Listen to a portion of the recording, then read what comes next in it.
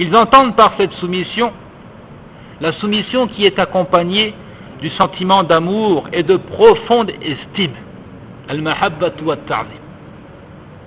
Une soumission qui est motivée par l'amour que l'on voue à Allah et l'estime que l'on voue à Allah. Comme cela apparaît au travers de la parole de Abu Ya'la, Al-Qadi Abu Ya'la, qui dit: dans la plus totale soumission et la plus grande humilité qui soit. Car cette totale soumission n'est concrétisée qu'avec l'amour et la glorification d'Allah.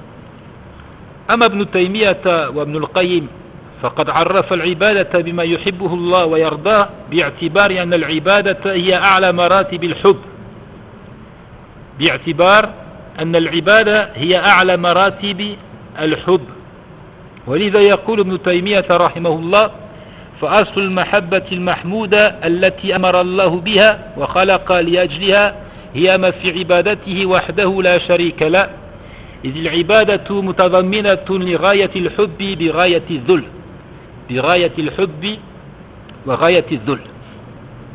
Ibn Taymiyyah et Ibn al-Qayyim ont défini l'adoration par ce que Allah aime et agrée. Tout ce que Allah aime et agrée, de paroles, d'actes apparents ou cachés. Et on comprend ici que ce que Ibn Taymiyyah entendait par les actes cachés et les paroles cachées, ce sont celles qui sont produites au niveau du cœur. Celles qui se produisent au niveau du cœur. C'est ce qu'on entend par la parole et l'acte caché.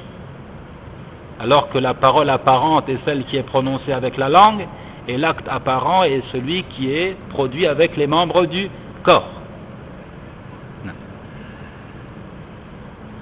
Il dit: ils ont défini l'adoration par ce que Allah aime et agrée, considérant que l'adoration est le plus haut degré de l'amour.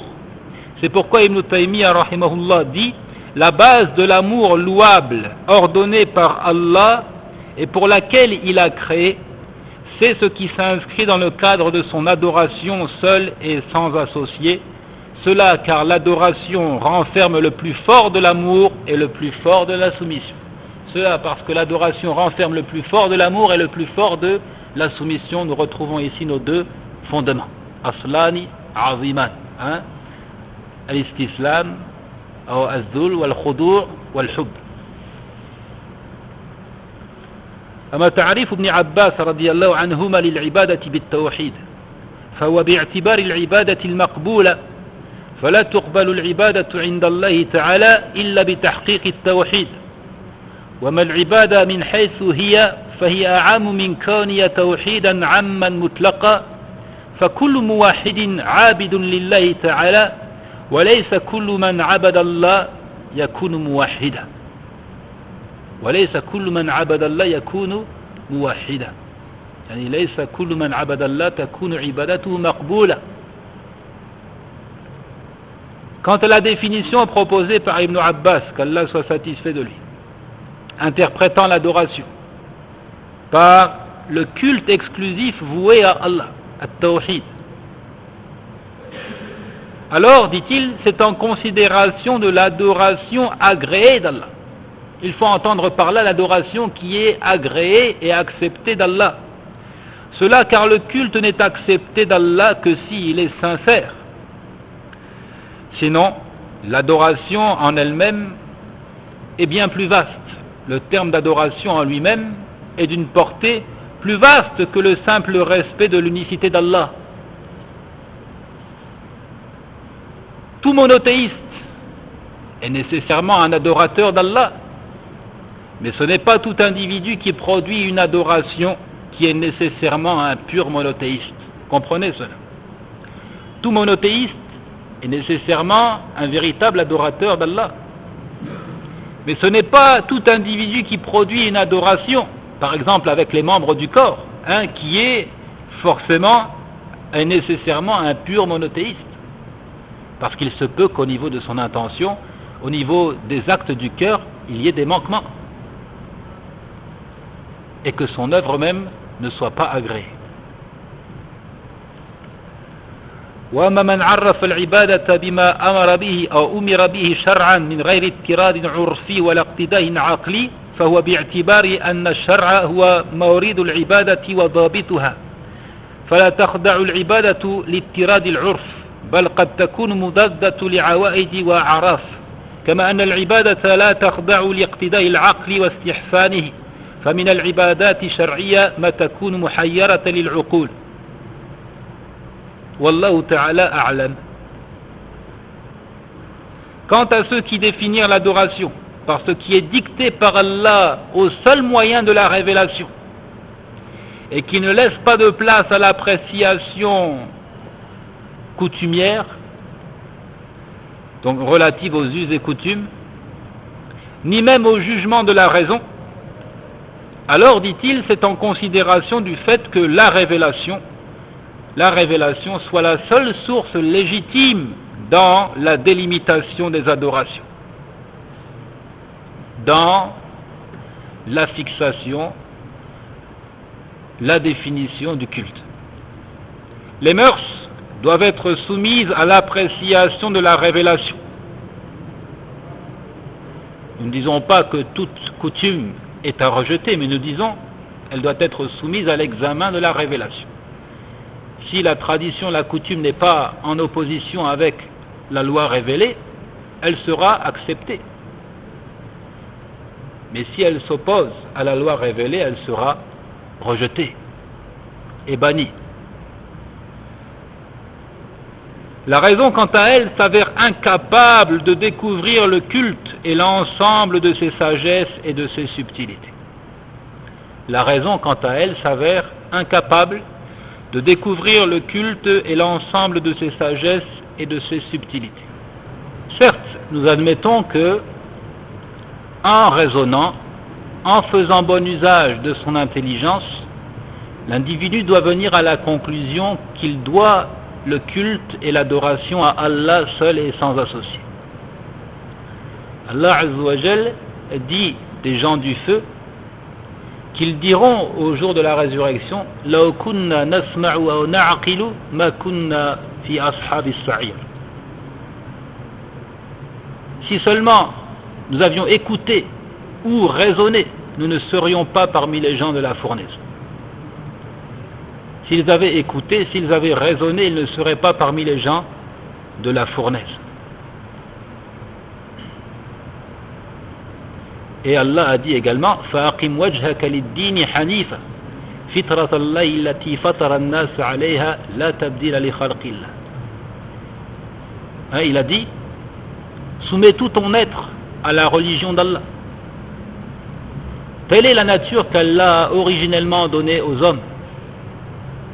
Donc la nature qu'Allah a originellement donnée aux hommes, ce qui est inscrit au plus profond de son être, c'est qu'il a le devoir de servir Allah seul et sans associé. L'individu peut redécouvrir cette nature saine. كل مولود يولد على الفطرة فأبواه يهودانه أو ينصرانه أو يمجسانه. وما قال عليه الصلاة والسلام أو يمسلمان لأن الإسلام هو الفطرة. Il a dit alayhi salatu wassalam, tout nouveau-né vient au monde sur la nature saine, la nature qu'Allah lui a originellement donnée. Ensuite, ce sont ses parents qui soit le judaïsme, le christianisme, ou font de lui même un zoroastrien, c'est-à-dire un adepte de la religion des Perses. Et notez qu'il n'a pas dit ou l'islamisme, parce que l'islam, c'est justement la nature saine. Donc, d'une manière globale, il peut découvrir qu'il a à servir Allah seul et sans associé. Mais il ne peut pas, au simple moyen de la raison, découvrir les subtilités du culte, découvrir qu'il a à prier 5 fois par jour, découvrir qu'il a à jeûner le mois du Ramadan, etc. Ça dépasse l'entendement. N'eût été la révélation, n'eût été l'envoi des messagers, l'homme était incapable, au simple moyen de sa réflexion, de découvrir ces choses. C'est pourquoi nous disons c'est pourquoi nous disons l'adoration est arrêtée, délimitée par la révélation. Elle ne laisse pas place à l'appréciation personnelle, elle ne laisse pas place au raisonnement. Après avoir cité la définition de l'adoration, voyons en bref les effets qu'elle produit sur les créatures et dans quel état d'esprit est-ce que l'adoration doit être réalisée. Les effets qu'elle produit sur les créatures, atharul ibadati ala al-khalq, et dans quel état d'esprit elle doit être réalisée, ruhul ibad. Atharul ibadati ala al-khalq. لعبادة الله أعظم الأثر في صلاح الفرد والمجتمع والكون كله. أما أثر العبادة على الكون وعلى البشرية عامة فهي سبب نظام الكون وصلاحه وسبيل سعادة الإنسان ورفعته في الدنيا والآخرة. وكلما كان الناس أقرب إلى العبادة كان الكون أقرب إلى الصلاح والعكس بالعكس. فإن انهمكوا في المعاصي والسيئات وتركوا الواجبات والطاعات كان ذلك داعية بخراب الكون وزواله. ومن تأمل كيف أن القيامة لا تقوم إلا على شرار الخلق كما جاء في الحديث الصحيح عند مسلم وغيره، لا تقوم الساعة إلا على شرار الخلق، حين لا يقال في الكون كله لا إله إلا الله، وفي رواية قال الله علم صحة ما ذكرنا. L'adoration produit les plus grands effets souhaités pour la rénovation, pour l'amélioration sur le plan individuel, mais plus encore à toute l'échelle de la société et même du monde entier. L'adoration produit les plus grands effets souhaités pour la rénovation de l'individu, de la société et même du monde entier. Quant aux répercussions de l'adoration sur le plan universel, à l'échelle de toute l'humanité, c'est qu'elle permet l'organisation du monde et sa bonne marche. L'organisation du monde et sa bonne marche, en bénéficiant de directives justes et sages, bénéficiant des directives divines, justes et sages.